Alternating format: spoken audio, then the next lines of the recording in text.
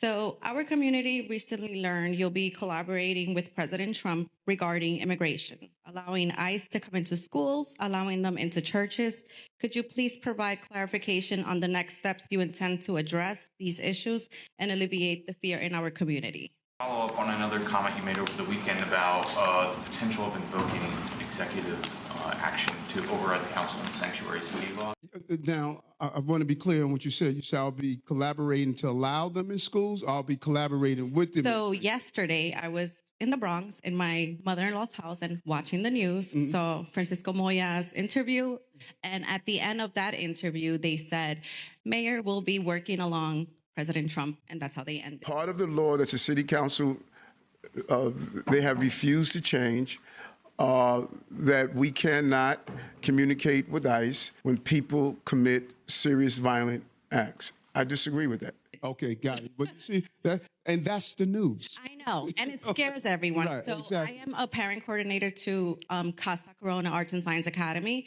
I cannot tell you how many parents have come to me today to inquire what can they do. They're scared. The kids are scared. Kids don't want to come to school. Kids are scared to leave home and not come back to see their parents. Well, and listen, there's a lot of anxiety and a lot of uncertainty, and the ink is not even dry on these executive orders.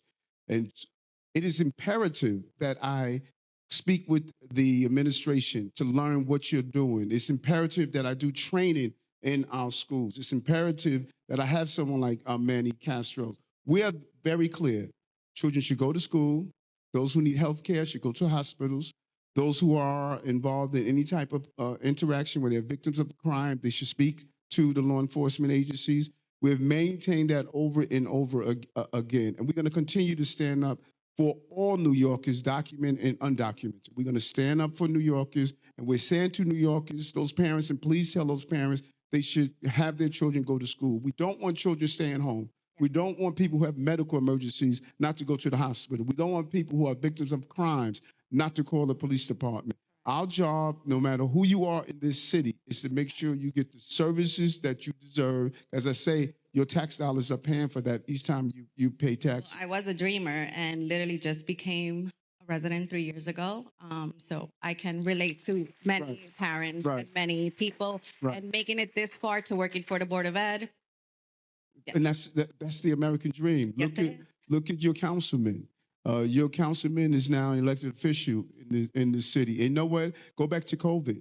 During COVID, who was keeping their shops open? Who was delivering food to the city when other people were able to shelter in place? I was out there. I saw what the immigrant population has done in this city. And not only did I just talk about it from my place, I made sure that the person who was going to deal with the dreams of the future was going to be a dreamer. That's what Manny Castro is. He traveled with me to El Paso. He traveled with me to Ecuador, to Mexico, to Colombia.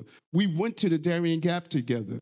So we know how much anxiety and uncertainty it is. I have an obligation to communicate and say, how do we do this in a humane way? And that's what I must do.